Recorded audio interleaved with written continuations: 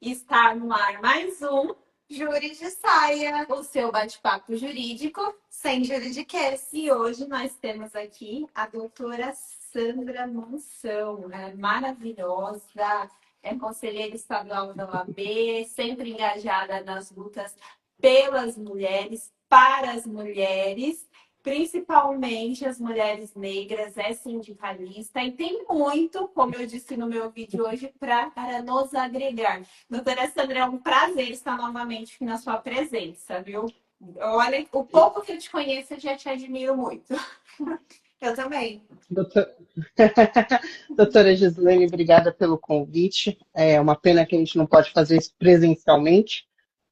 E eu ainda, essa semana, ainda estou super gripada, peço desculpas aqui por essa voz meio fanha e às Imagina. vezes meio falha. E ainda que eu tivesse que dirigir até Salto, que seria um grande prazer, hoje não, realmente não ia dar, teríamos que fazer virtual mesmo, mas é uma honra muito grande, agradeço o carinho com que vocês me receberam aí em Salto. Agradeço o carinho do convite e o carinho dessa apresentação. Agora à tarde foi feita uma publicação, a doutora fez uma publicação no seu Instagram, me enaltecendo. Então, só tenho mesmo muita gratidão por esse reconhecimento das minhas colegas, principalmente das minhas colegas negras, aí, por essa contribuição, ainda que singela dessa advogada, mas essa contribuição aí para a nossa causa. Muito obrigada. E hoje vamos começar já com perguntas. Nós queremos conhecer o seu trabalho como profissional, conhecer a pessoa da doutora Sandra, como que iniciou nessa luta, nessa busca por conquista por mais direitos. A gente quer conhecer um bate-papo bem legal, descontraído, assim. Maravilha, maravilha. Na verdade, a minha carreira profissional, doutora Gislene, assim como muitas. Desculpe, o nome da colega que está nos acompanhando, qual é? Só para anotar aqui, que eu sou péssima com Amanda, nomes. Amanda. Prazer, doutora Amanda, conhecê-la também. prazer. Assim, como muitas profissionais advogadas, minha carreira, na verdade, não começa no direito. Eu sempre quis fazer direito desde a minha adolescência, aí, na época já do ginásio ali e tal. E fui conseguir fazer essa faculdade já tardiamente. E desde do final da minha formação, do último ano da minha formação, eu fui trabalhar na área de direito do trabalho, estagiando no escritório que atendia reclamadas, principalmente na área de construção civil. E essa carreira foi basicamente construída à base dessa área do direito. Direito do trabalho, reclamada e principalmente em construção civil. E na construção civil, a construção civil é um dos que tem os sindicatos mais fortes, então também sempre tive muito contato com convenções coletivas e decisões ali daquelas convenções que eram ali diariamente praticado dentro dos processos. E aí você retorna, né, aos ensinamentos da faculdade, que existe a Constituição, né, quando a gente fala de direito do trabalho, existem as garantias constitucionais, existem as garantias que estão na CLT, e existem as leis especiais, que são essas convenções coletivas que vão dar ali uma diretriz e alguns direitos diferentes para o trabalhador daquela categoria por ser aquela instituição, né, o sindicato, o real conhecedor das necessidades, né, e das peculiaridades daquelas atividades específicas. Tanto é verdade que ele prevalece sobre a legislação. Uma dessas questões até bem interessantes, uma não, trago duas até, que tem em algumas convenções coletivas e que não tem na CLT, normalmente, a CLT diz que horas extras, por exemplo, são durante a semana de 50% adicional e de finais de semana, né, são de 100%. Tem convenções coletivas que vão dizer que não, que é mais. Então, Sim. as horas extras durante a semana são 60%, 70%, e os finais de semana 100% ou demais. E aí tem uma outra coisa que é interessantíssima que realmente não tem. Por exemplo, obrigação de auxílio alimentação. Sim, Auxílio alimentação não tem na CLT. Não tem exatamente. obrigatoriedade de fornecimento. Mas aonde está esse fornecimento? dentro das convenções coletivas. Exato. Ela que diz a forma, que diz o valor, que diz como deve ser feito. Então, é interessante a gente lembrar sempre dessa fonte do direito quando nós vamos atuar no direito do trabalho. Sim. Doutora, e você acha que, eu penso assim, né, que a OAB tinha que ter uma conexão mais estreita com os sindicatos? Porque o que eu vejo, assim, como militante na área trabalhista também, é o que acontece, essas informações que a doutora acabou de falar, né, de convenção coletiva, né? Nossa, de ter vezes que eu consegui aumentar muito o valor da causa só com a convenção, né? A gente consegue ter uma ação que 50 mil foi só de convenção coletiva. E a impressão que eu tenho é que os sindicatos ficam segurando as convenções. Eu sei que tem o site lá do Ministério de Emprego para tirar e tudo mais, mas devia ser uma coisa mais fácil, uma informação mais acessível aos trabalhadores, né? E eu acho que tanto os sindicatos quanto os advogados têm muito a ganhar. Eu acho que tem cliente para todo mundo, mas fica muito uma questão assim, ah, não, eu quero essa informação só para mim, porque aí eu pego o cliente. Não, a doutora não sente isso também? É assim, doutora Amanda, eu compreendo a sua dor e eu acho que ela é totalmente válida. Mas acho que a gente precisa voltar só um pouquinho da nossa história para a gente entender algumas coisas. Eu estava esses dias debatendo com alguns colegas que, além de algumas atividades, eu sou presidente da Comissão de Direito Sindical da minha OAB aqui, que é Santo Amaro, e estava debatendo ali com meus colegas de comissão, e a gente se lembrou que, na verdade, a CLT, ela nasce do direito sindical e não o inverso. O que eu estou querendo dizer com isso?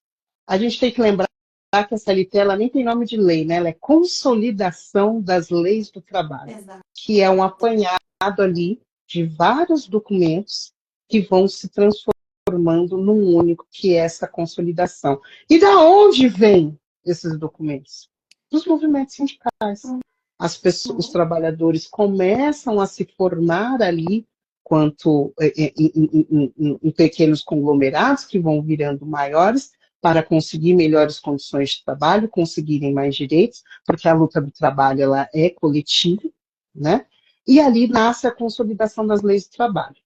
Então, na verdade, o direito sindical, que hoje é marginalizado e deixado fora até da formação, creio eu, de forma muito, que seja até de forma proposital, que a gente não reconheça a importância desse direito dentro da nossa sociedade empregatícia, tanto é que existe um esvaziamento dela a partir da reforma trabalhista de 2017, que custa a vida de muitos sindicatos. Muitos sindicatos até deixaram de existir ou diminuíram muito o seu tamanho depois da reforma, porque foi cortado ali as suas principais fontes de custeio para manter aquele local funcionando. E é importante lembrar também que quando nasce um sindicato dos trabalhadores, nasce o sindicato dos patrões. Então é sempre importante a gente lembrar disso. E quando a gente fala de uma convenção coletiva, que é o principal documento, né, o que mais a gente vai acabar lidando aqui no dia a dia, ele está disponível dos dois lados, tanto lá no sindicato dos trabalhadores, quanto no sindicato do patronal. E ambos são responsáveis por fazer essa ampla divulgação. Mas a gente tem muitos sindicatos, e eu já tive problemas também, de tentar conseguir a convenção e tem que entrar no site, não está disponível, tem que mandar um e-mail, aguardar alguém responder aquele e-mail, e tem vezes até que recebe uma resposta que aquilo é pago. Na minha opinião, é um grande absurdo. O sindicato que assim se posiciona, eu, Sandra, particularmente, entendo como uma afronta ao direito do trabalhador, ao acesso de suas informações quanto trabalhador daquela categoria. Como é que a gente vai defender o direito do trabalhador, ou até mesmo defender alguma questão da empresa que, de repente, está nos contratando, que está fazendo, de repente, algo que está dentro da convenção, se a gente não consegue ter o acesso. Isso é inadmissível. Sim, Não é uma conduta que eu entendo como adequada. Então, muitas também. das vezes, ou a gente tem que arcar com aquilo, ou a gente faz o famoso jeitinho, né? Procura lá dentro do site do tribunal, vê se tem outros processos que tem e usa de um lado para o outro. Mas não deveria. Essa informação, ela deveria ser de acesso a todos, e tendo que é uma obrigação isso. E como é que a gente também fortalece, né? Porque uma vez que a gente começa a citar a convenção coletiva, a gente fortalece aquela instituição. Sim. Toda Nossa, aquela eu penso assim também. negociação que foi feita, né? Então não faz sentido algum. Então aqui acho que a gente debater sobre essa importância, acho que a gente gasta até energia falando coisas que são óbvias, apesar de que hoje a gente está em tempos que o óbvio precisa ser dito, né? Precisa. E é óbvio é isso, tem que ser disponibilizado, as pessoas têm que saber, têm que entender, porque aí depois eu recebo de muitos amigos assim, eu fui lá no sindicato apresentar minha carta para não ser cobrado, né? Que eu não quero ser sindicato. E tinha uma pessoa lá com o megafone na porta falando assim: você vai abrir mão dos seus direitos, que não vai ter mais fundo de garantia, você não vai ter mais 13º, que você não vai ter mais férias. Aí a pessoa fala: nossa, que absurdo, mas como assim? A luta, se você hoje tem um fundo de garantia, se hoje você tem um 13º, se você tem 1/3 sobre férias e férias remuneradas, mais 1/3, é porque houve uma luta coletiva lá atrás. Então, isso é, sim, uma conquista do movimento sindical. Sim, ninguém deu nada, foi a base de muita luta. Conquistados, são direitos conquistados. E como Conquistados. todos os direitos conquistados, temos que permanecer vigilantes. Não à toa, na hora que dormimos, reforma de 2017. Piscamos, né? Reforma de 2017. Cortaram o poder do direito, cortaram o poder aquisitivo, né? Cortaram a fonte de custeio do sindicato. Quando não tem dinheiro, fica mais difícil você manter a sua luta. Sim. Piscamos. Alguém falou assim: o direito do trabalho vai ser assim, vai valer o negociado sobre o legislado. E cada vez mais a gente vê o aumento de denúncias de casos de trabalhadores análogos à escravidão. Sim. Um Nossa, aumento sim. disso. Você, a colega Amanda, pelo que eu entendi, também é advogada trabalhista. Quantas ações você vê que você pega aí para trabalhar que são de respeito a normas básicas de uma lei que é de 1945. Estamos em 2025 e as empresas continuam desrespeitando as normas básicas. Sim. Sim. Esquecendo que trabalhadores são pessoas. Então, assim, é importante a gente falar disso, falar dos direitos do trabalho de uma forma bem ampla, que esses direitos foram conquistados a duras penas, e tudo que é conquistado, nós temos que permanecer vigilantes. Não tem nada bom, não estamos em fase de modernizar nada, porque nem o básico foi cumprido. Sim. Nem o básico está sendo cumprido. Essa é a verdade. O básico não está sendo cumprido. Enquanto não estiver sendo cumprido o básico, a gente não tem como modernizar nada. Também acho. Não tem. E acaba enfraquecendo, então, assim, em resumo, enfraquecendo o sindicato, tem uma abertura para que haja mais desrespeito e enfraquecimento das leis que protegem o trabalhador? Com certeza. Exatamente. E se vocês me permitem, eu vou até além. Me permitem a gente falar um pouquinho aqui da questão de pejotização, Claro, dessas eu ia questões perguntar assim? sobre isso. Então, vamos Já ficou perfeito. Eu vou entrar nesse assunto e vou falar muito especialmente da nossa classe, tá? Tá. Então vamos lá. A gente tem aqui esse fenômeno da pejotização, ele é um crime, acho que daqui a pouco a gente pode considerar ele um crime contra a humanidade, de forma geral, dentro do nosso país. Porque quando a gente traz uma pejotização da forma que a gente está vendo, então assim, vocês já ouviram falar do Galo da Luta? O Galo da Luta, quem é? tá? Ele é um líder dos motoboys. Foi ele que botou fogo, liderou aquela questão que botou fogo lá no Borba Gato. Vocês devem ter visto aqui a estátua do Borba Gato aqui em Santo Amaro. Não me lembro exatamente que ano que foi, mas é recente. E ele conta dentro das histórias dele, ele é envolvido com o movimento dos motoboys, ele é um motoboy, dos trabalhadores, pedindo direito, mais direito por esses trabalhadores. Por quê? Ele conta que ele já comprou essas ideias, que assim, foi contratado para ir trabalhar num lugar de entregador, e aí ofereceram para ele duas propostas, né? Ah, como você pode ser CLT, ganhar X aqui, e aí tem isso, tem isso, tem isso de desconto, líquido você vai ganhar isso. E você pode aceitar a proposta aqui para ser PJ, e aí você vai ganhar, o salário base é o mesmo, mas a base de desconto é menor, e você fica com mais dinheiro. Só que é o seguinte, existe uma fraude sendo praticada. Uma fraude trabalhista, mas eu vou falar uma fraude financeira, da qual ninguém está observando. Hoje, qual é a fonte de custeio da Previdência Social, meninas, colegas doutoras? Meninas, peço até desculpa que às vezes eu vou falar meninas, porque eu tenho outras colegas advogadas também, a gente carinhosamente se trata assim, mas vou tentar manter o protocolo aqui do doutoras. Como que é a fonte de custeio? Então, os trabalhadores que estão hoje na ativa têm o custeio, mantém os trabalhadores que estão aposentados. Sim. Só que quando a gente começa com esse bendito desse fenômeno da pejotização, quem é que está colhendo? E aí você fala assim, ok, faz o camarada ir lá e abrir uma MEI, que ele recolhe por um salário mínimo, Sim. o próprio trabalhador. E nem é a cota adequada, que seria de 11% sobre o salário, ou 20% sobre o salário. 10% ou 20%. 11 normalmente é o trabalhador doméstico, né? Algumas categorias ali. Normalmente seria o básico 20% do salário. Ele contribui sobre isso? Não. Ele recolhe, acho que é 70 e poucos reais pelo mês, que não cobre. Ele paga todos os tributos dele, independente se ele ganha 1.000, 2.000, 4.000, 5.000, ele vai até a taxa do Simples, até a tabela do Simples, que eu não me lembro agora qual que é.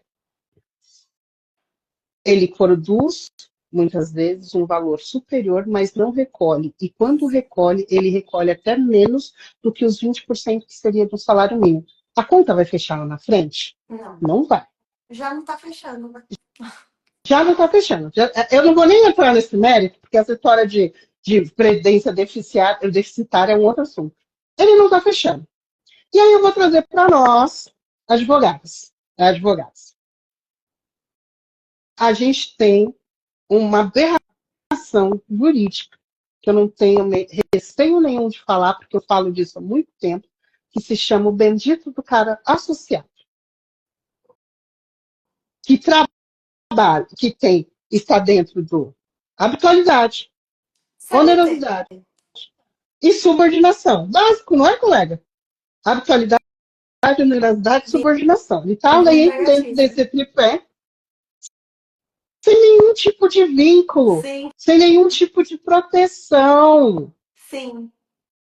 E não busca É um absurdo. direitos, né, Nós, advogados e advogadas, somos trabalhadores. Sim. Precisamos nos reconhecer como classe de trabalhadores.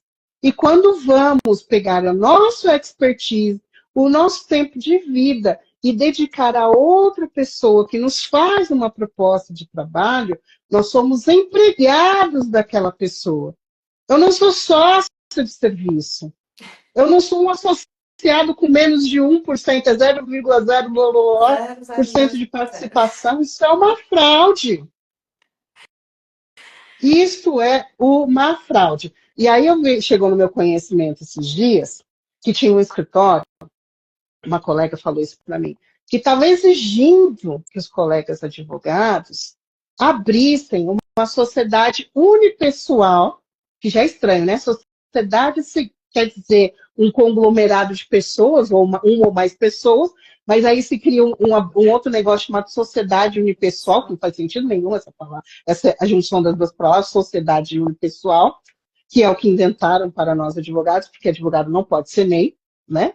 Nós estamos dentro dos crimes, criam essa figura que estavam exigindo que o advogado abrisse uma sociedade unipessoal para entrar como prestador de serviço dentro daquele escritório. Mas um prestador de serviço que tem horário de entrar, horário para sair, tem suas metas para cumprir.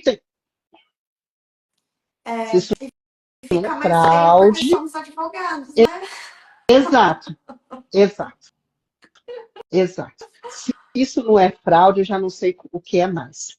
Aí, não contente com isso, não sei se as colegas têm acompanhado os julgamentos do STF. Sou civilista. É cada vez mais Maravilha, porque tá batendo. Maravilha, porque estão batendo lá também. Tá chegando lá. Tá chegando lá. Por quê? Principalmente processos que são de profissionais liberais, e aí eu vou usar esse termo para a gente colocar advogado, médico, engenheiro, profissionais com formação acadêmica. Eles estão enquadrando, agora eu não vou me recordar, peço até desculpas, posso até olhar aqui depois no celular até o final, ou se alguém tiver um celular aí mais perto para fazer. Não sei agora se é o tema 725 ou 726 do STF, não me lembro exatamente, que fala sobre terceirização. E o que eles estão fazendo?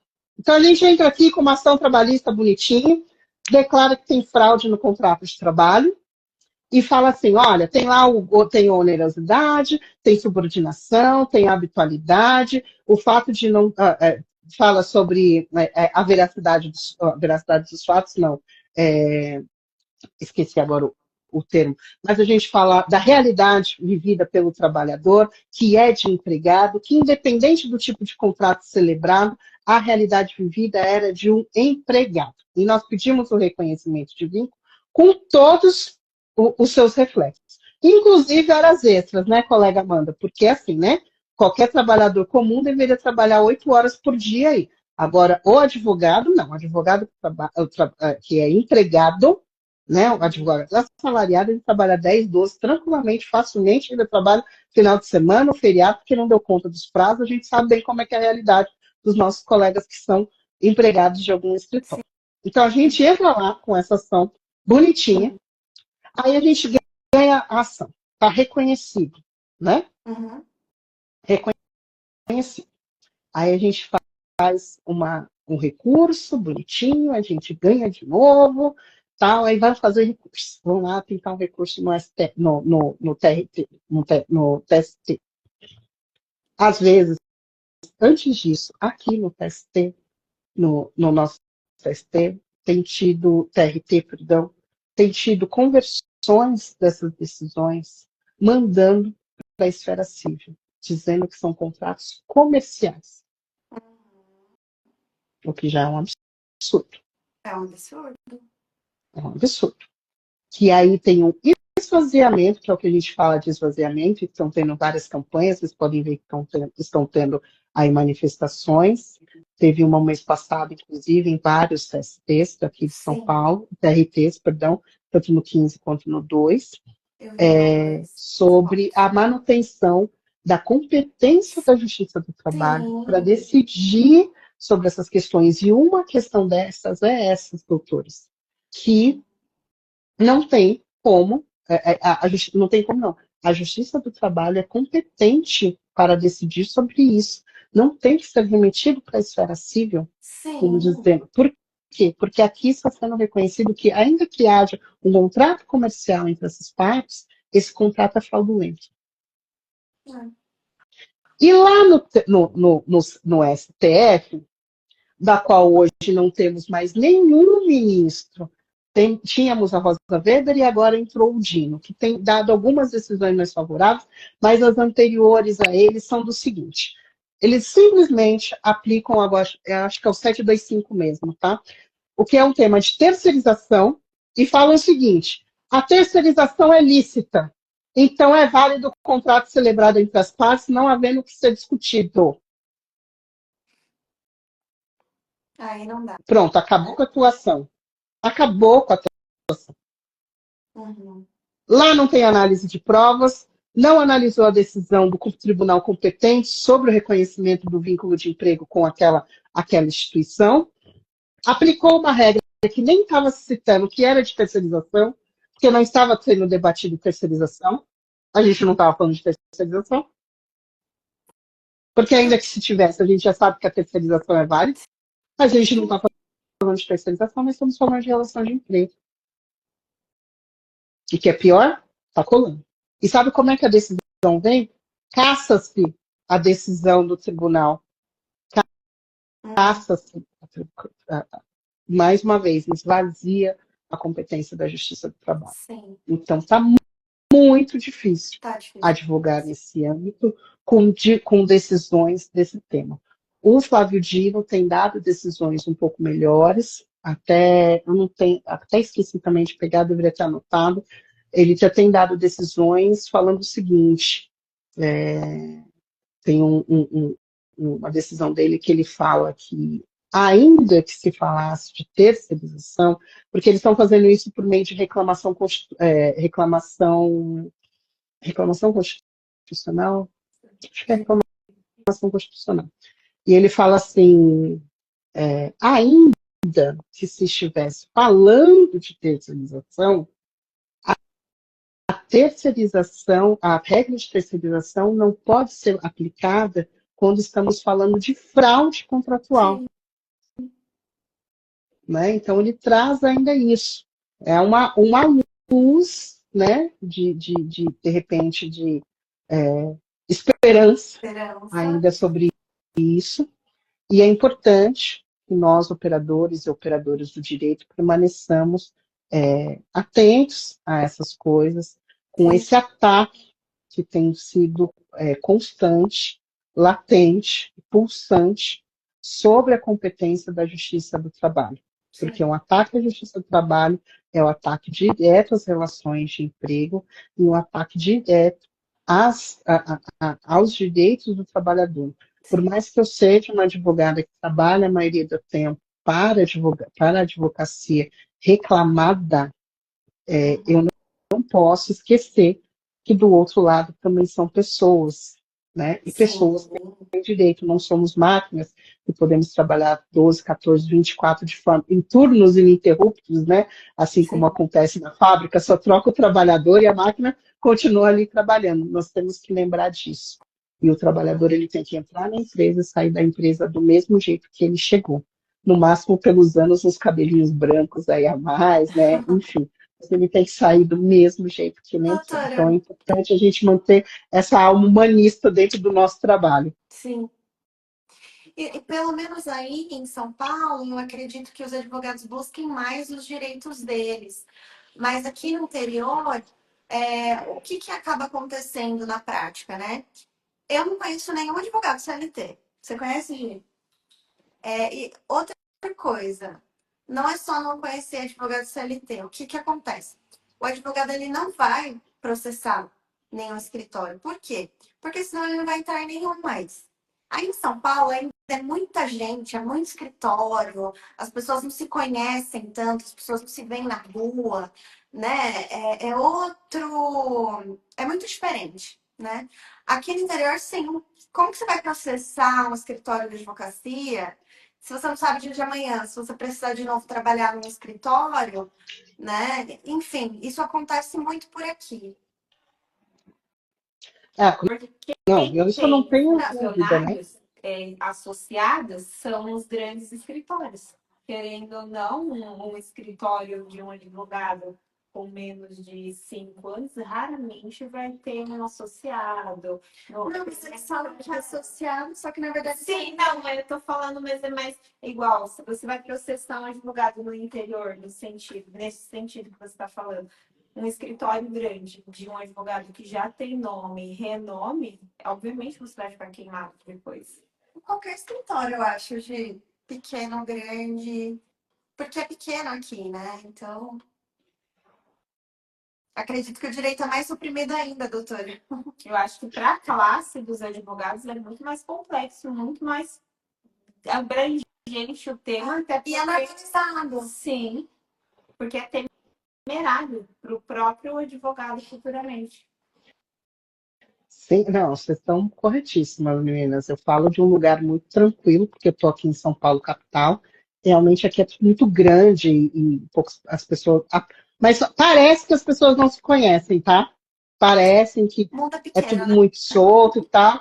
Mas, não, o detalhe é que as notícias correm no seguinte: tal escritório está tendo um monte de processo de tal coisa, tal. A gente tem essa noção das coisas acontecendo, mas, por óbvio, em lugares, comarcas menores, entendeu? A gente tem essa coisa. Mas, assim, gente, eu vou dizer para vocês o principal, e aí por isso que a união faz a força. Por óbvio, né? Acaba sendo uma cidade pequena, de repente você tem um ou dois grandes pessoas aí, personalidades que tenham aí um escritório grande que contrata várias pessoas e tal, ou tem mais, mas todo mundo ali é meio que conhecido, são figurões que já tem ali dentro da cidade e tudo mais, e aí quando você se suja com um figurão, você se suja com outro, você acaba tendo que sair da sua comarca para trabalhar. Isso é óbvio, né? Pode Uhum. acontecer. Só que quando a gente fala de união, é para entender, e união, é que a gente precisa entender, porque o que a gente observa, que vocês sabem que eu sou diretora do Sindicato dos Advogados, que já existe há mais de 70 anos aí, e os grandes debates que a gente tem internamente é que a maioria dos nossos colegas advogados não se veem nesse lugar de trabalhador, Sim, com não se certeza. veem como trabalhador. Verdade. Se vê assim, não, imagina, eu estudei, eu sou associado, mas está lá, né? Na verdade, lá no associado, esqueci até o artigo, não sei se é o 20 do estatuto, ou é o 34, realmente não lembro. Sou péssima com isso. Eu lembro que o que tem, mas não lembro dos números. Sou péssima. Aí fala lá, né? Não tem exclusividade, são 4 horas de trabalho. Sim. Se for exclusivo, 8 horas de trabalho. Normalmente, as cláusulas são de não exclusividade com horário de trabalho que se estende das 8 horas. E aí? Não é exclusivo, mas te enchem de trabalho de uma tal forma que você não tem tempo de fazer outra coisa. Uhum. Então, não está escrito, mas realidade vivida é diferente. E aí, para isso que está o sindicato. Nós também fazemos essa modulação de receber também denúncias. Então, primeiro, e assim, a maioria desses casos, gente, vão acabar acontecendo também em sua maioria, com a jovem advocacia. Por quê? Uhum. Pode ver que são os menores salários, sequer seguem. A gente tem lá, a gente tem uma convenção coletiva que tem lá um valor mínimo de trabalho, tem piso da categoria, sequer seguem um piso de categoria. Eu não sei no interior, mas aqui em São Paulo, acho que um salário, um profissional júnior, acho que está 2.500. Pelo amor de Deus, gente, que salário é esse? Depois de pelo menos Risório. 5 anos, depois de pelo menos 5 anos, aquele estresse que é a prova da OAB, o tamanho da responsabilidade que se tem, As não estamos atualizações que trabalhando você tem que 4 horas fazer. por dia, não estamos trabalhando 4 horas, que se fosse 4 horas, talvez eu estivesse achando que seria razoável. Não estamos trabalhando 4 horas o tamanho da responsabilidade, 2,5, e assim, 2,5 valor global, tá? Que aí dali eu tenho que tirar ainda a minha alimentação e tenho que tirar meu transporte. Vai me sobrar o quê? 1.000 e pouquinho, 1.800, sei lá. Há uns anos atrás eu fiz essa conta, dava uns 500 e poucos reais por mês só de transporte e alimentação, e ainda a alimentação dá naquela economizada. Que hoje, pelo menos aqui em São Paulo, para você comer num lugar razoavelmente decente para almoçar, você está gastando em média uns 40, 50 reais por refeição, para comer fora. Aqui uns 30. Entendeu? Aí vocês fazem aí. Por isso que serve a convenção também, né? Dependendo da localidade, aí você vai Sim. alterando. É um absurdo. Então, assim, quanto a isso, o máximo que eu posso dizer é assim: não esmoreça, acredite. E o trabalho é de formiguinha. Lembrar todos os colegas que são trabalhadores. Sim. Nós estamos dando da nossa força de trabalho, do nosso conhecimento, do nosso expertise para aquela instituição e devemos ser remunerados por isso. Sim. Nós temos direitos quanto trabalhadores. E o sindicato está aqui, está aberto para quem precisar de um suporte, procurar uma ajuda, procurem lá o site, é o www.sasp.org.com. Maravilha. Ó, doutores, um site bom aí para consultar. Isso, exato, sasp.org.com. Olha ele bagunçando o cabelo aqui, que estava Agora bonitinho a já. gente pode falar um pouquinho sobre o seu trabalho como relatora na quarta Câmara Recursal. Como que é Ah, fazer meu parte Deus! desse espaço sendo uma mulher negra, e é possível subverter estruturas de dentro para fora? Ai, meu Deus, vamos lá. Tem uma juíza, ela é uma juíza carioca, ela é negra, mas ela é juíza aqui no Tribunal de São Paulo. Ela passa no concurso em 2018, que é o primeiro concurso que tem um recorte de cotas, e assim, é só a primeira parte, tá? Que tem uma reserva ali que o cálculo é diferente. Depois eles seguem o mesmo trâmite de todo mundo, que é a doutora Flávia, que hoje fica destacada no escritório no gabinete do Barroso, em Brasília. E a doutora Flávia fala que é preciso estar dentro do sistema para implodir o sistema. Então, eu já parto desse princípio aprendido por doutora Flávia, entendeu? Que é preciso estar dentro do sistema para implodir o sistema. E é por conta disso que eu me voluntario aí, inicialmente a fazer parte do conselho. Logicamente que nem tantos outros, sem saber exatamente qual era o tamanho do problema, né? Qual era o tamanho da encrenca que eu estava me metendo. Mas, como toda mulher preta, né, doutora Gislaine, a gente vai para o desafio e vamos embora, né? A E gente aí, no meio, precisa, mas para a gente é uma questão de se impor para ocupar o espaço, abrir. Não vem assim fácil. A gente tem que abrir caminhos, estraçalhar para conseguir. E quando tá exato. lá, ainda você fala, as pessoas olham e falam, nossa, que sortuda, ou nossa, deve ser ou cota de mulher ou cota de negro. Nunca é mérito, nunca é É coquito. reconhecimento. As pessoas olham assim, ó, pra gente que é mulher é difícil. Pra gente que é mulher ainda, negra, é pior ainda. É Aí como que eu cotinho. faço? Aí eu te pergunto, como você chegou? E se você tem algum conselho para alguém que queira chegar, que queira desentranhar caminhos e chegar longe também? Bom, a história do cotista ela é real, as pessoas não falam, né? Mas elas te olham. Mas assim, na verdade, eu fiquei. Eu nunca tive dúvida que sou uma mulher negra, porque eu sou filha de pai e mãe negros, e sempre tive espelho de corpo inteiro na minha casa. Então, meus pais nunca precisaram olhar para mim e falar assim: olha, minha filha, você é negra, tá? Então, ser negra nunca foi um discurso, um debate dentro da minha casa, não venho de uma família militante. E fui seguindo a minha vida, fui estudar, fui cuidar das minhas coisas aí, e segui sem muito me apegar a esses detalhes.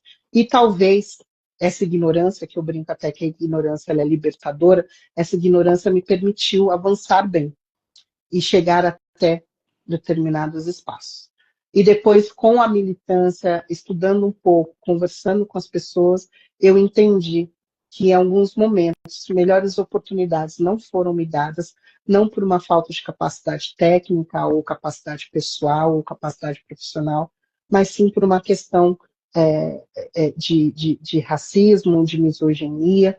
Então, eu já busquei, né, já revisitei algumas memórias sobre isso.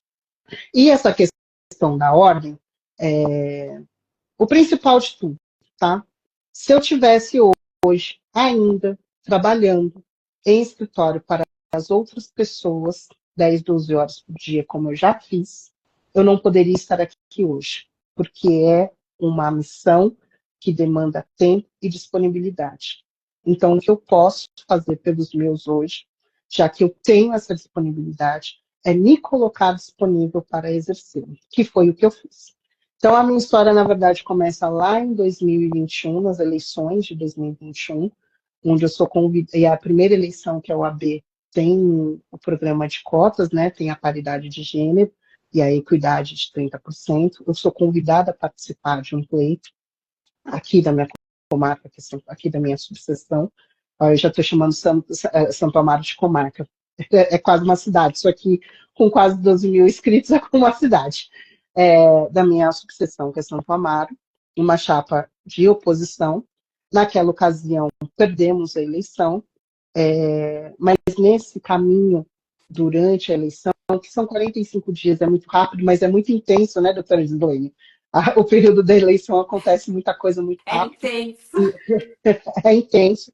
Eu tive a oportunidade de conhecer mais pessoas, ampliar o meu leque de visão da própria classe de advogados, e é onde eu acabo me aproximando também do sindicato, que eu já os conheci, já sabia da existência, mas não os conhecia, e dentro desse processo foi possível conhecê-los. E ali eu ganho um presente de ter uma base política, pessoas e uma instituição disposta a me ensinar e me formar politicamente. Então, eu falei, bom, até ali eu estava com 40 anos, eu falei assim, bom, cheguei agora na militância, eu não tenho tempo para ficar devaneando, né? Eu tenho que entrar numa imersão forte sobre política, sobre a militância, sobre eu dentro do espaço, até compreender de forma ampla que a minha presença nos lugares, a minha permanência já era um ato político perfeito. E a partir dali eu percebi que existia uma coisa muito maior do que eu, Sandra. Existia uma causa muito maior do que só aqueles 30%. Era necessário trazer essas pessoas também de volta para dentro da ordem, dizer que aquele espaço também era delas, e a gente realmente mudar essa cara da OAB, que majoritariamente é branca, cisgênero, porque estamos todos ali em pé de igualdade. Não interessa se você é formado pela USP, pela PUC, pelo Mackenzie, pelo Radial como eu ou qualquer outra universidade, passamos no exame de ordem e pagamos anuidade como qualquer outro. Então, os espaços também são nossos. Algumas pessoas enxergar isso. Ainda mais eu acho que em São Paulo, porque tem a disparidade de classe social, acho que deve ser maior.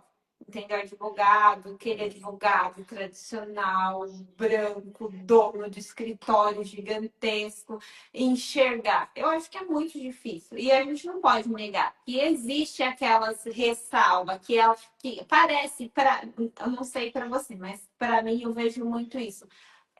Se não tivesse um certo status, assim, não olhe para você, não te enxerga, entendeu? Ou às vezes nem vê você como uma advogada. Tem certeza que você é advogado? Tem certeza que você estudou 5 anos? Com aquela interrogação. Aí você chega na sala e fala assim, tá, cadê o advogado? Ou cadê a advogada? Entendeu? E não é ausência de imposição, não é ausência de comportamento de mulher advogado, não é ausência de postura. Não, é realmente como um outro ser humano te enxerga.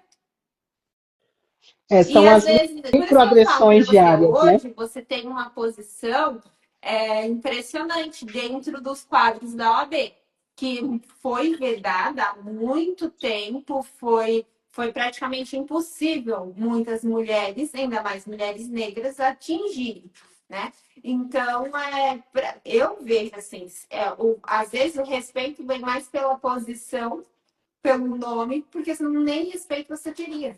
Como ser humano, como pessoa. Sim, não tenho dúvida. O título, ele é necessário. Ele é necessário. No meu primeiro discurso, ainda quanto candidata, eu falei uma coisa, eu falei assim, eu peguei o microfone, eu não fazia a menor ideia do que falar, mas eu comecei falando assim, se hoje eu estou aqui, é por conta de uma política afirmativa que determina que tenha que ter 30% de pessoas negras dentro das chapas. Mas o fato de haver essa legislação não quer dizer que o meu lugar sempre não tenha sido esse. O problema é que esse lugar foi negado por muitos anos, usurpado pelas pessoas. Esse é o primeiro ponto.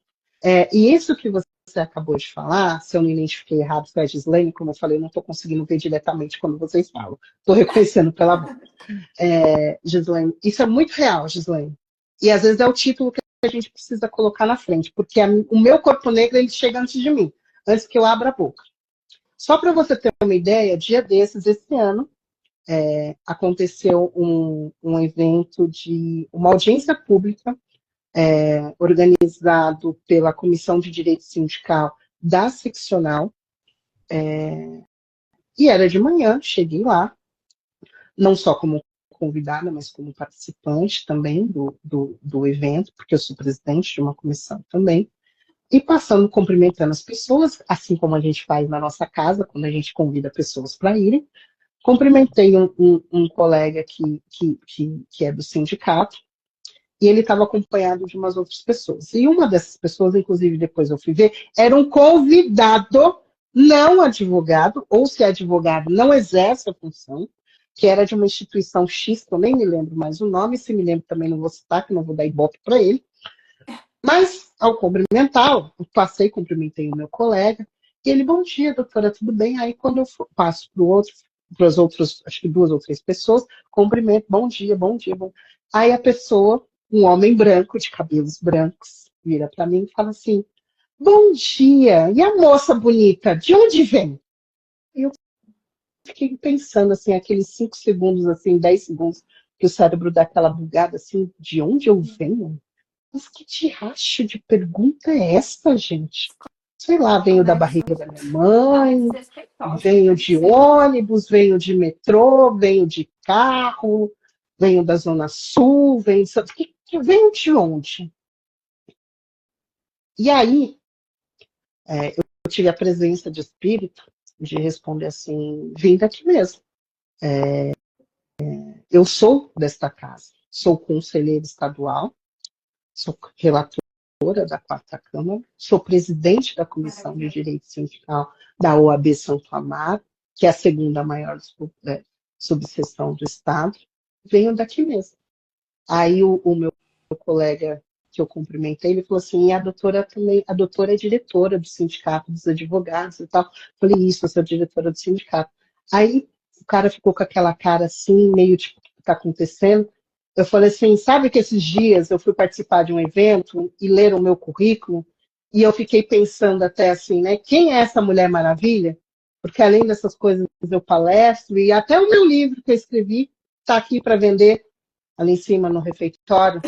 Deu tela azul. Ainda você para e pensa assim, precisava destrinchar o meu currículo? Eu precisava falar tudo isso? É necessário? Porque daí muda o tom. Aí a pessoa fala assim, então essa eu tenho que respeitar. Essa mulher negra, eu tenho que respeitar. Porque aconteceu isso comigo. Sendo fazendo, às vezes, representando a subseção de salto. Aconteceu exatamente comigo. A pessoa simplesmente ignora. Aí o outro fala, nossa, essa é diretora da subseção de salto. Ah, você é? Então calma aí que o tratamento vai mudar. Gente, a pessoa... não existe essa necessidade, existe o respeito com toda, deveria existir o respeito com toda e qualquer pessoa. Eu não sei se a doutora viu o que aconteceu na terça-feira com a ministra Vera Luz Santos, ministra substituta do TSE, que aconteceu isso com ela. Aí a gente fala assim, cara, é a ministra, meu Deus, é a ministra do TSE. Se isso aconteceu com ela, gente, nós somos meros mortais. Não é justo isso. Não, é sobre isso. A gente acaba colecionando, né, doutora Islane, vários casos desses de microagressões. Esse dia eu comentei depois com outras colegas do sindicato também, falou assim, nossa, mas eu passei por essa pessoa e ela não falou nada. Então, assim, a nossa presença, o nosso corpo negro naquele espaço precisa de autoafirmação. Sim. É um absurdo. é um absurdo. Então, isso só é assim, a gente precisa se alimentar disso, ainda que seja de ódio, se alimentar disso para nos mantermos firmes na ocupação do espaço. É importante. Eles precisam se acostumar com nessa carinha preta lá todos os dias. E agora eu estou no conselho. Então, de segunda-feira é um dia que uma segunda-feira por mês, acho que é a última, a segunda, agora não me lembro, foi essa semana, segunda-feira agora, teve a sessão do conselho. Então, só para vocês entenderem, o conselho é assim, de manhã, né, o dia dessas reuniões de manhã, nós temos pautas, N pautas, algumas informações, informativos da presidência, algumas sugestões de alterações legislativas, algumas coisas que são trazidas, enfim.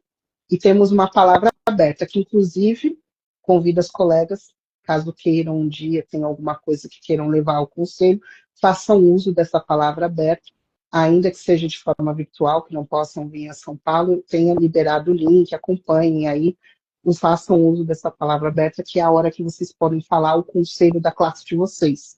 Lembrando que o conselho também é eleito, então nós representamos toda a classe da advocacia. E no período da tarde, são os julgamentos de processos disciplinares, principalmente processos que normalmente vão para o conselho, processos de eleição, processos de exclusão, algumas reabilitações, tem alguns processos específicos que vão para o pleno e não ficam só nas câmaras.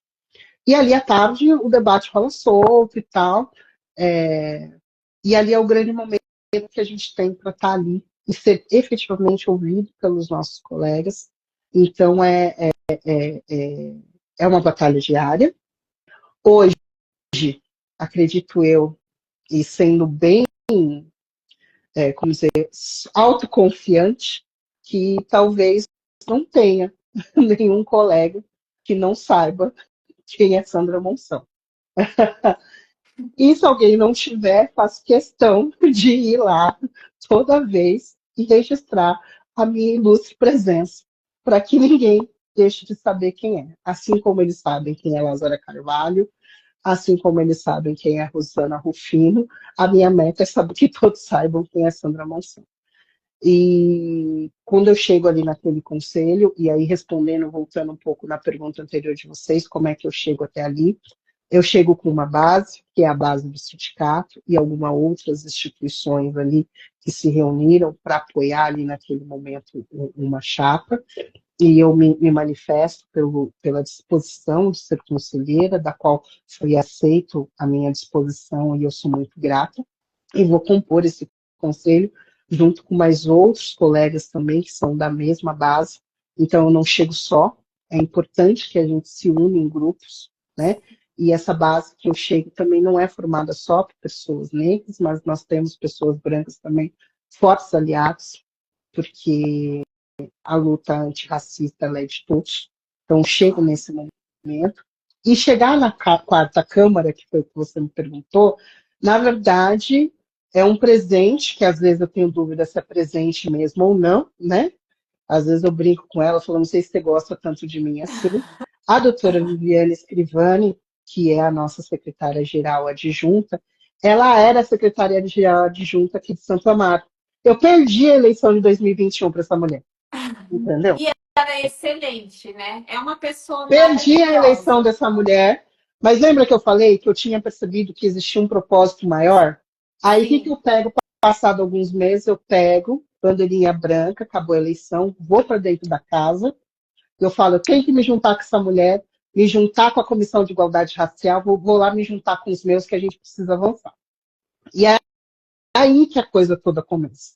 E aí ela vai também, quando chega nessas eleições, ela é convidada a vir para a seccional, não é uma surpresa, né, porque ela tem a sua relevância, seu significado no ambiente político, quanto mulher negra, ela tem aí toda a sua representatividade, vem de uma casa grande, que é Santo Amaro, então não é uma surpresa que isso aconteça. Eu já estava na minha empreitada de querer ser conselheira, né, de manifestar, e a gente vai.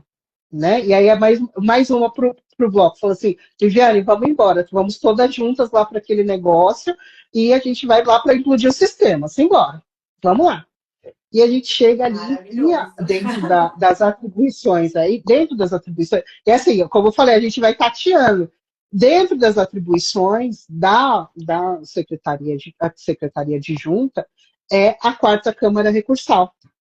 E aí, dentro desse desafio que ela assume ali, ela me convida para ser também relatora da quarta Câmara Recursal. Então, eu que já tinha pouca coisa para fazer na vida, entendeu?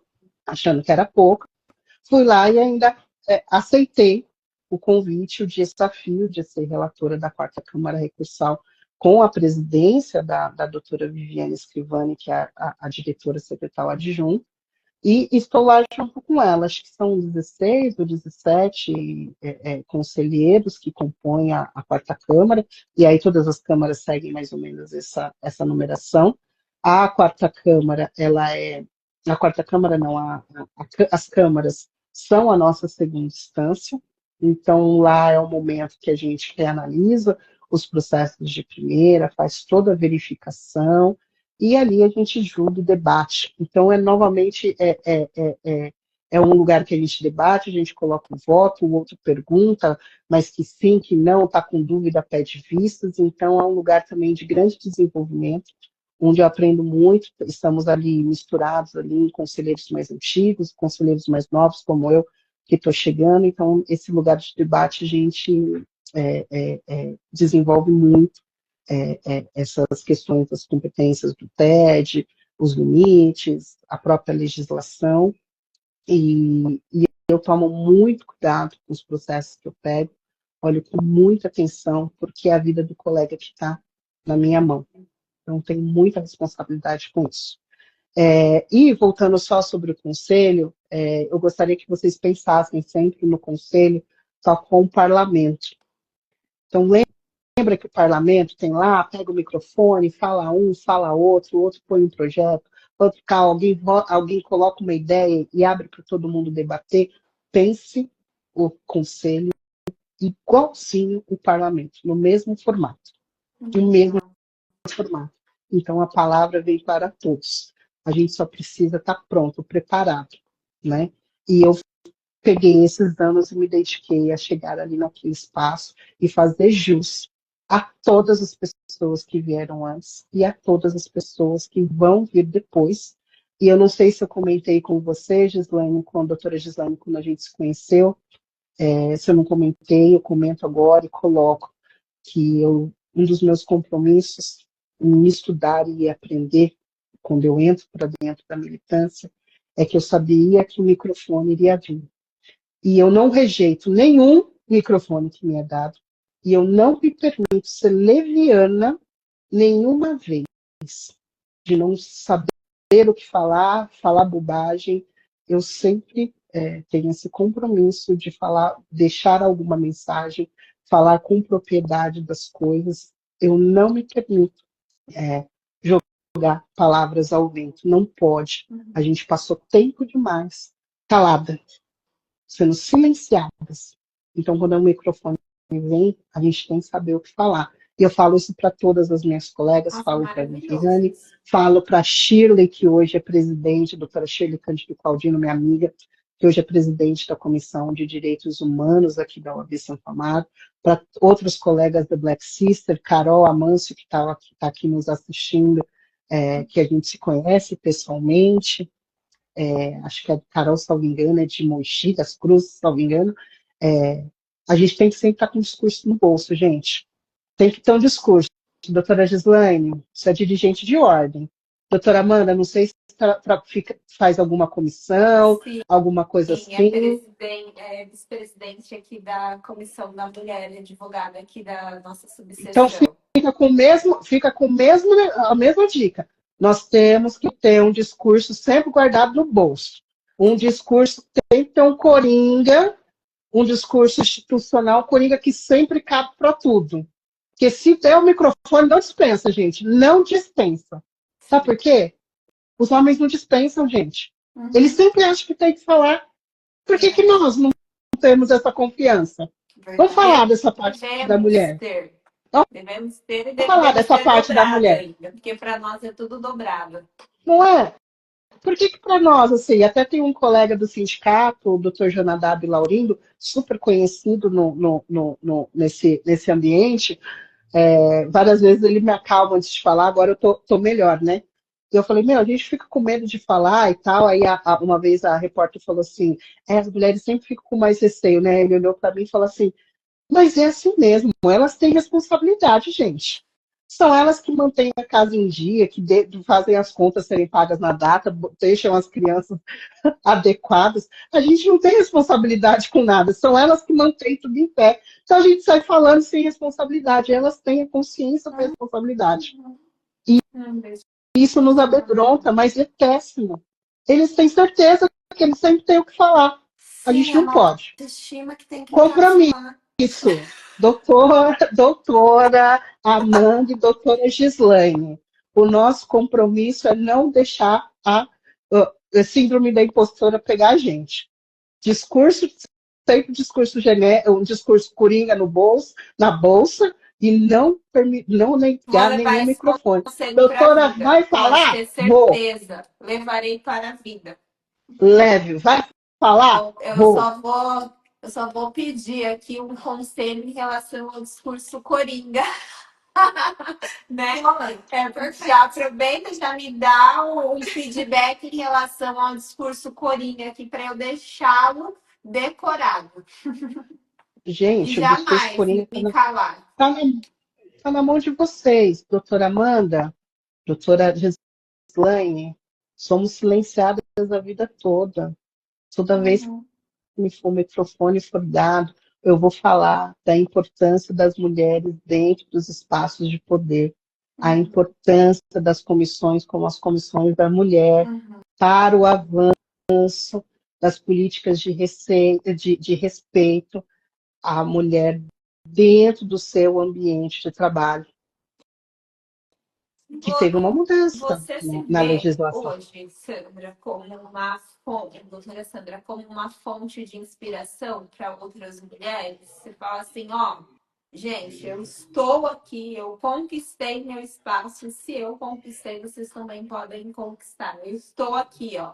Vamos abrir caminho, porque eu penso que assim, uma mulher, ela tem que abrir caminho para outra mulher. Nós estávamos, inclusive eu e a Nanda estávamos conversando sobre isso hoje no carro. Acho que minha filha fez errado.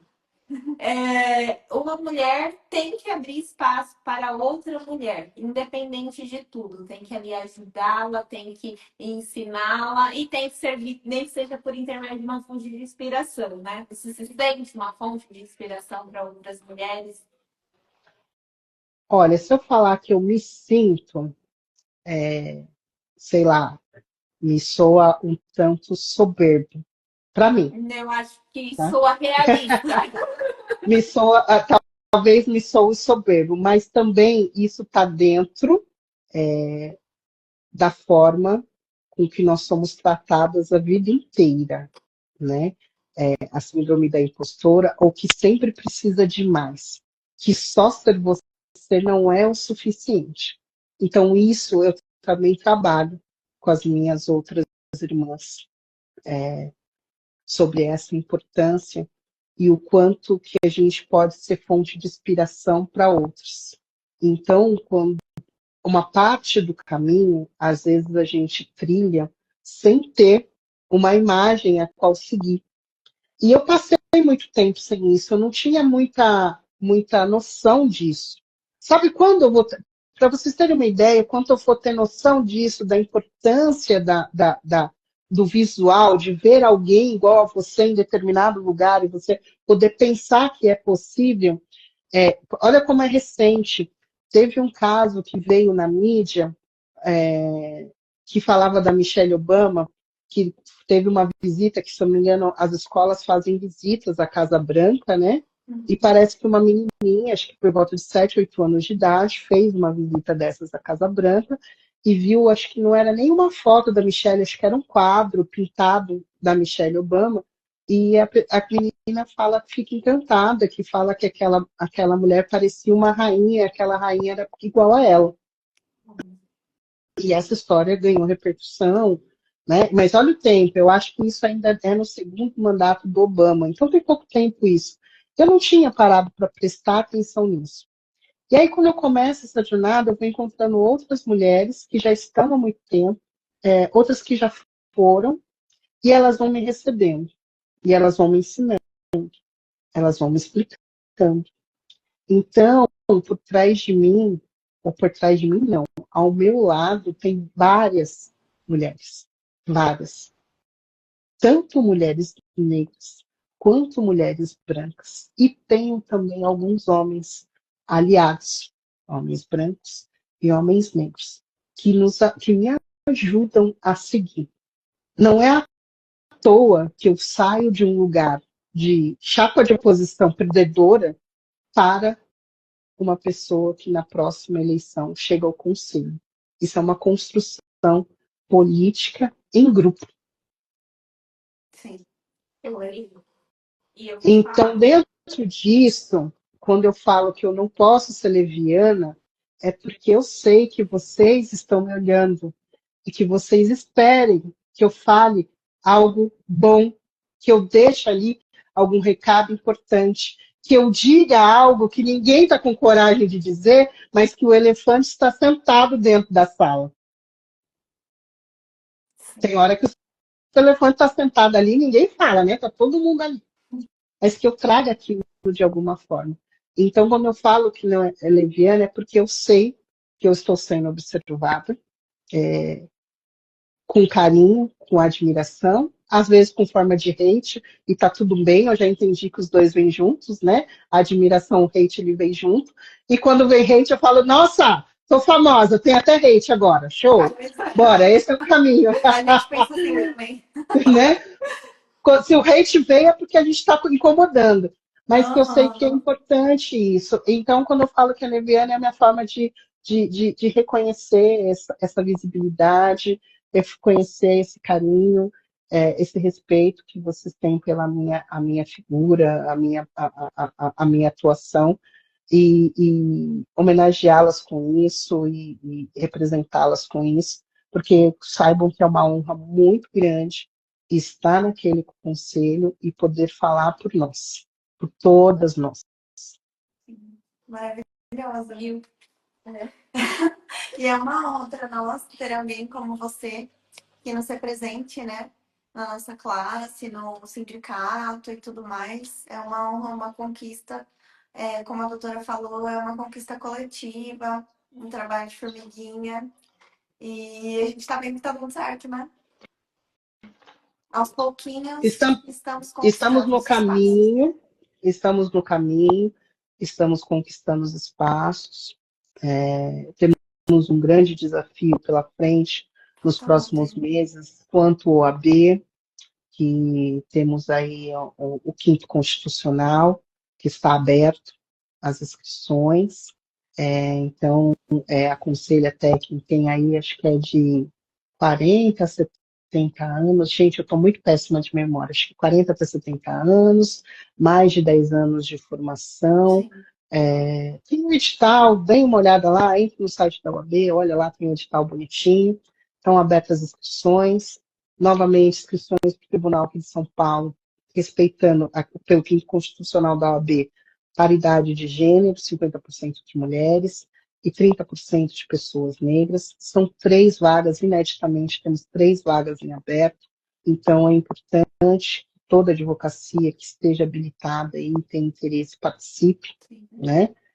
Olhem lá o que precisa e tudo mais, e principalmente faço um chamado a toda a advocacia negra, inclusive a do interior, colega que está aí escondidinho, que de repente está na idade, está no tempo de formação, se habilite, vai lá, se inscreva, venha aqui para São Paulo, venha se apresentar, venha conversar conosco, porque toda reunião do conselho o pessoal aparece, venha para cá, se precisar de alguma coisa, alguma ajuda, entre em contato com a doutora Gislaine no Jurisdicai aqui, consegue o meu contato direto, vem aqui, a gente coloca você em contato com outras pessoas, te ajuda a construir aí, fazer como é que faz a sua apresentação, preenche a papelada do documento, esse trabalho também em conjunto. Precisamos. Só vocês terem ideia, são listas sextuplas. Precisamos de 8 nomes. 18 nomes. E desses 18, 6 são de pessoas negras. Então, faça uma convocação geral, venha participar desse projeto, desse processo, que é o processo do Quinto Constitucional, que é tão importante para a nossa advocacia, e a gente precisa de pessoas que preencham essa vaga, que vão para o tribunal, que sejam pessoas realmente comprometidas com a nossa classe e com as nossas pautas. Então, esse aqui é o último recadinho que eu tenho aqui para vocês sobre as informações do Conselho aí, do universo da advocacia, do que vem acontecendo. Do direito do trabalho, reforço. Precisamos nos manter vigilantes sobre a manutenção da competência da Justiça do Trabalho. E quando tiver protesto, se tiver como, abra um espaço na agenda e vão lá para frente do fórum fazer piquete, porque é importante. Sim, ótimo, maravilhoso. Nossa, aprendi demais. Doutora Sandra, você trouxe, agregou tanto, me ensinou tanto, até eu que não milito propriamente na Justiça do Trabalho, falo com a doutora Nanda, aprendi demais. Muito obrigada. Foi muito produtivo, extremamente produtivo, em relação às mulheres estar à frente, as mulheres falarem, as mulheres não se calarem, ter sempre o poder de fala ali, ó, não negar a palavra. Isso é um conselho que eu levarei para a vida e foi muito bom a participação. Agradeço muito a sua disponibilidade de ter vindo aqui, de ter participado conosco, de ter nos ensinado de uma forma tão didática, de uma forma tão fácil de entender.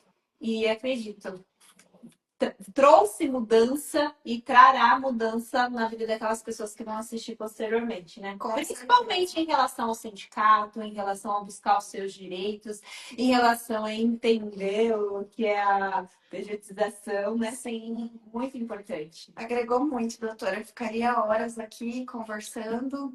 Quando tiver algum evento, alguma coisa, a gente precisa se encontrar para conversar mais. Né? Infelizmente passou muito rápido, mas assim, amei tudo que a doutora falou, é encorajador, o óbvio precisa ser dito, às vezes nem é tão óbvio assim. Nós como mulheres, a gente tem que fazer essa reciclagem sempre, sermos encorajadas sempre, e é isso. Eu agradeço muito o seu tempo. Foi maravilhoso. Obrigada, de verdade. Agradecemos também a todas as pessoas que participaram aqui conosco, que ficaram aqui conosco assistindo. O podcast depois ele vai ser postado na rede social do YouTube. Vamos fazer os cortes para as redes sociais do Jurídico Saia, do TikTok e do YouTube também, aqui também na rede social do Instagram, e eu tenho certeza que vai atingir várias pessoas e elas vão ver, principalmente o sindicato, de uma forma diferente. E também os seus próprios direitos, né? Sim. Inclusive advogados, colegas advogados, colocar a mão na consciência, né? Com certeza. Entender que são trabalhadores. Sim. Maravilha. Meninas, doutoras, também só tenho a agradecer aqui o espaço de que vocês me deram aqui. De novo, com muita gratidão e muita satisfação que eu participo de projeto de mulheres e com carinho maior ainda, como tem uma mulher negra envolvida. Então, se faz sentido para vocês, faz total sentido para mim. Outra dica, duas que eu esqueci de dar aqui, discurso coringa. A gente tem que lembrar que só vai acontecer a diversidade real na transformação quando as pessoas ali também são diversas. É a diversidade de vivências das pessoas que faz com que a sociedade avance. Então, defendam a importância de ter pessoas diversas dentro do ambiente. Coloquem isso no seu discurso. E, doutora Gislaine, eu vou te dar mais uma dica que já aconteceu comigo, tá? Quando for fazer pose para foto, nada de pra ponta, viu? É no meio. Lá no meio. Porque se aparecer na ponta, na hora de postar no Instagram, é o primeiro que corta. Atenção, doutora Gislaine, doutora Amanda. Na hora da foto é no meio. Tá bom. Tô falando sério. Não se esqueça, no meio. Pode Isso é muito deixar. importante. Doutora Gislaine, eu estive em evento com a doutora. Você foi para vários momentos para a pontinha. Se deixou ir levando para a pontinha. Observe que Sandra, quando saiu na foto, estava no meio. É proposital. É no meio que você tem que sair. No destaque. Adorei. Pode No deixar. destaque. Agora Não eu se vou. esqueçam. Não, é Não se esqueçam maravilhosa disso. essa dica. Eu vou treinar. Eu vou treinar Olhe meu lá. cérebro para ficar no meio. Que É no é meio. autossabotagem, pode, às vezes, é autossabotagem. E É assim, achar que não merece estar no lugar que está. não se encurve, não se entorte, é no meio, na elegância. Pronto. E se por acaso tiver que sair para ir no meio, tiver que se abaixar, escolhe uma pose daquelas bem afrontosas, entendeu? Tiver que abaixar, tiver que dar uma agachadinha, faz uma pose bacana, mas é no meio da foto. Ninguém vai te tirar de lá. Anotado. Não esquece. Mas, mas, doutoras, muito obrigado. Realmente passou muito rápido aqui. Peço desculpas aqui se a voz está meio fanha, saiu meio estranha algumas vezes aqui. E me convidem a hora que quiser, estou à disposição como dirigente sindical, como conselheira da OAB, como uma amiga, como advogada, como uma conselheira, uma mentora. Estou aqui para o que vocês precisarem. Pensamento alinhado. Palestrante para as nossas comissões aqui, Comissão da Mulher Advogada, Comissão da Jovem Advocacia, é maravilhosa. Já fica o convite. Sempre que possível, vamos tentar nos organizar para fazer isso de forma pessoal, presencial, organizando direitinho aí, a gente consegue até fazer isso dessa forma, que eu acho que esse contato pessoal também muito, muito, muito nos agrega. Sim. Obrigada. Obrigada, doutora. Obrigada, meninas. Beijos para vocês. Beijo.